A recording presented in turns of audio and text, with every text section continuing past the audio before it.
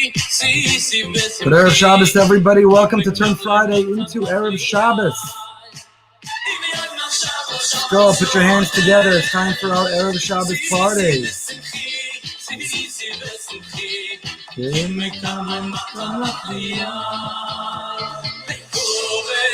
Covet Shabbos. Everything we do today, Friday, we do the Covet Shabbos. We have less of a Friday than we're used to having, but it's all the Covet Shabbos. Are you ready for Shabbos?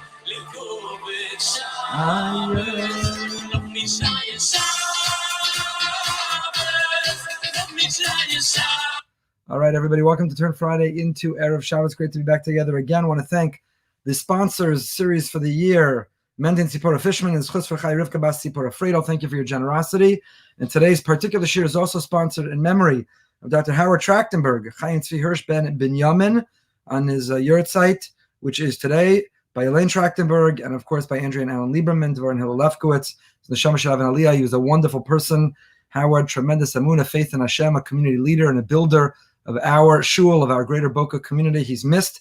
And Howard's Neshama Shalav and Aliyah. Thank you to the Trachtenbergs for your generosity, the Liebermans, Lefkowitzes for sponsor. We have been going through and defining different interpretations, different understandings of what it means to have a Neshama Yisera. What does it mean to have an endowed soul, an extra layer of a soul? We could all use it. This was a grueling week because the Gemara Chazal tell us very insightful to human psyche that there's nothing worse than living with uncertainty. There's nothing worse than doubt. Ein simcha ka'ataras hasafik. The greatest joy is resolving doubt. And when you resolve that doubt, you don't always resolve it in your favor. It's not that you got the best news. People can be disappointed in either direction. And of course, I'm not referring to anything specific. However, the need to resolve doubt, that closure is what gives us simcha. Living with doubt is anxiety-ridden. Living with doubt is paralyzing. Ein simcha ka'ataras hasafik. The simcha comes when we're able to resolve that sense of suffix. This was a week where many people were deprived of sleep, walking on edge, checking the news, and here we are going into Shabbos, still waiting to find out, although the indications seem to be in one direction, but with certainty, who the next president will be, who will be the leader, what impact that will have. Others would panic. You're disconnecting, you're turning off, you won't know, you can't follow, you can't hear. I can't wait. I'm so excited. How much we need this, how desperately we could use disconnecting. And to remember, we're going from a place of uncertainty, a week of uncertainty, to that place of certainty. Shabbos is the place of absolute knowledge that Hashem is the one who runs the world. And you know how great it is when you live with faith, when you live with emunah, then you can know that whatever the outcome, it's the one that's meant to be. And whatever the outcome, it's the way that God drew it up. It's the way that he's planned it. So there's no reason to panic. There's no reason to fear. There's no reason to worry. One can simply let go and let God. We can have the confidence that's all up to Hashem. And that's why the ninth interpretation of what it means to have a Neshama Yisera, again, it's not a heebie-jeebie, newfangled, neo-Hasidus concept. The notion of having an extra or a more endowed soul traces itself back to the Gemara in Beitza and elsewhere. It goes all the way back to the time of our rabbis, to the time of our Chazal. That Shabbos, once a week, we get a paid vacation. Once a week, we disconnect from the troubles of this world. Once a week, we get to experience what it means to have serenity and tranquility, peace. Once a week, we get to know what it means to be disconnected from all that distracts and all that makes us worried and anxious, and to reconnect to what matters. So the ninth interpretation of the Neshama Yisera was the ability to be happy, to smile, to be joyous. We talked about that last week. It was the message in the WhatsApp group this morning, the importance of smiling on Erev Shabbos and smiling as we transition into Shabbos. You're not happy and then you smile. Once you start smiling, you'll find that you're happy. So don't wait.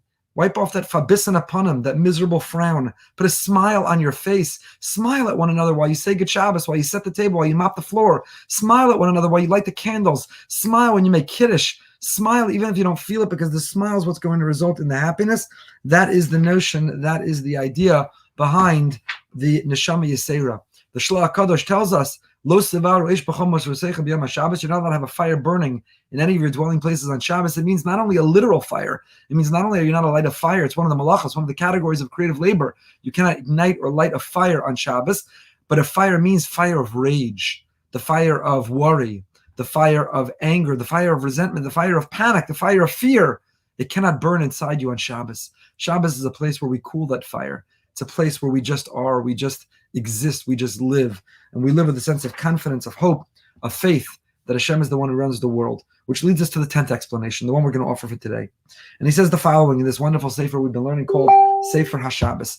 He says the following. Isa b'Zohar, the Zohar in Bereshit says the following. Tu Amar Reb Shimon al dat Taninan, Shabbos dugma de alma, da asi yu hachi hu vadai, v'yad shmita v'yova dugma de b'da. He explains the notion that on Shabbos, one is endowed with this neshama yisera, which gives us a window into the world to come. This world is riddled by choice, free will. We have to exercise ours, and we experience the consequence of others exercising their free will. And therefore, the world is filled with challenge. We have to decide the choices we're going to make, and we have to live with the results of the choices that others make. But in the world to come, where we're purely a neshama, in the world to come, where the soul is extracted from the body and it's returned to where it came, the soul reattaches, reconnects to its source, to the Almighty, to a place of perfection, a place of eternity, a place of immortality. So the soul no longer has choices to make.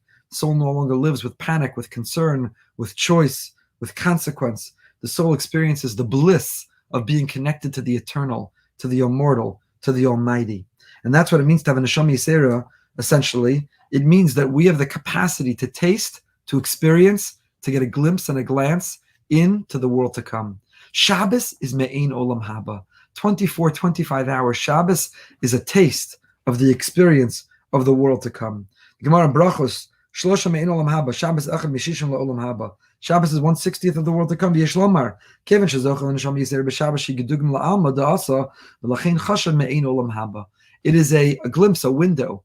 In the future world, there is no worry, there is no doubt, there is no uncertainty, there is no fear. Similarly, we too, once a week, can set aside all those feelings, and we can experience the bliss, the wholesomeness. We can experience the joy of submitting, the joy of surrendering to Hashem. Because of Ba'ashach Parshas Tisa, ki nefesh yisera hi chelek elokah mima'al lamala me'echos nafsho. All week long, we have a soul. We daven, we do chesed, we give tzedakah. All week long, we do the things that nourish our soul. We do the things that make us realize and identify with our soul. All week long, we need to remember that we are a soul that has a body, not the reverse. It's not that during the week we're an animal pursuing animal pleasure, giving into animal impulse, and then all of a sudden Shabbos comes and we discover that we have a soul. We have a soul all week long as well. However, Shabbos, it's a more endowed soul. Shabbos, that soul is more palpable. It's more accessible. It's more identifiable. Shabbos, we're able to be more in touch with it, more attuned to it. Shabbos, it's more expanded and expansive. It's a chelek elokah mima'al lamala.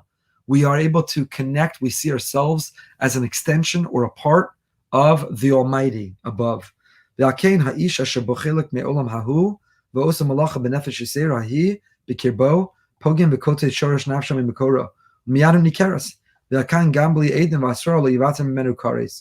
individual who denies that reconnection is there, and if we deny that, if we cut that off, then we are responsible, then we are accountable, then there is the most heinous punishment.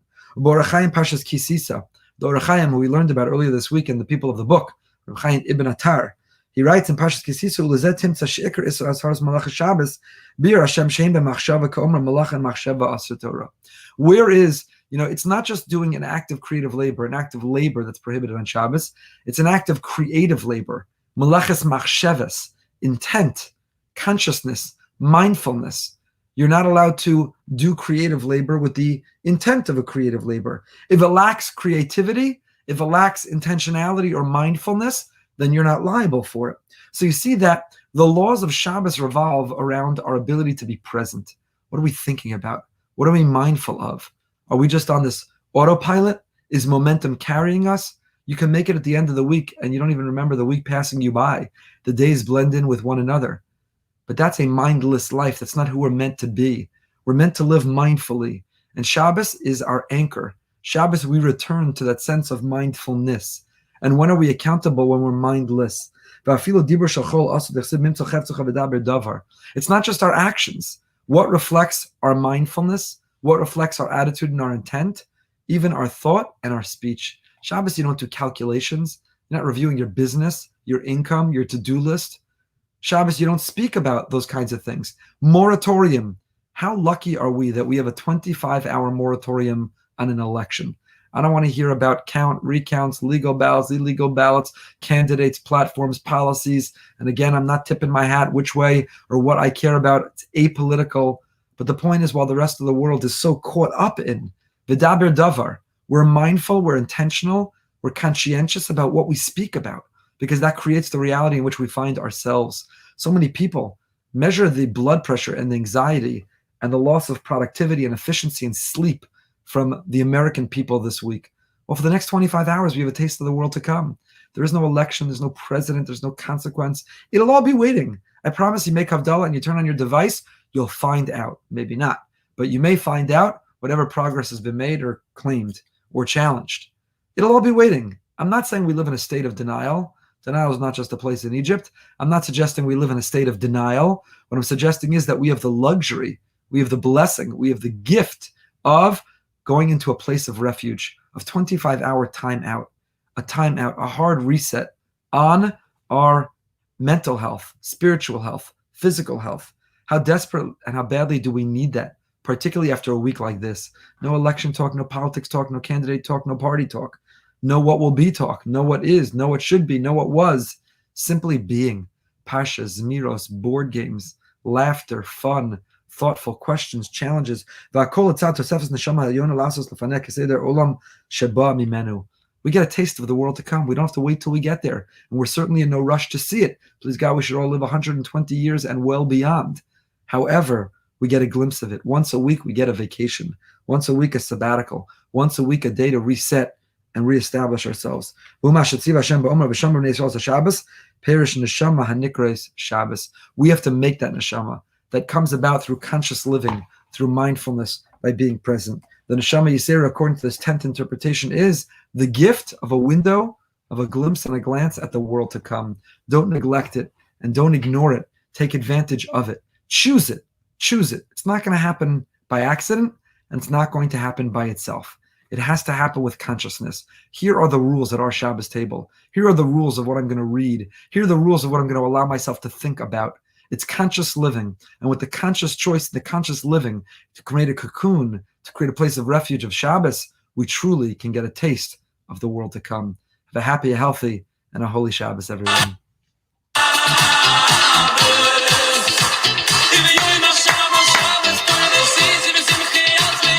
Shabbos, for your Shabbos.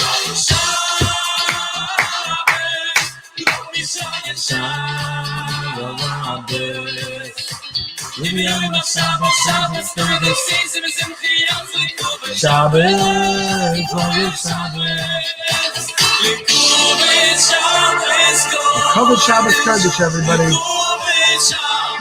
Covered Shabbos. We live the covered Shabbos. Change that mindset. Put on that smile. Let's cover Shabbos. Harley and Jessica, let's cover Shabbos.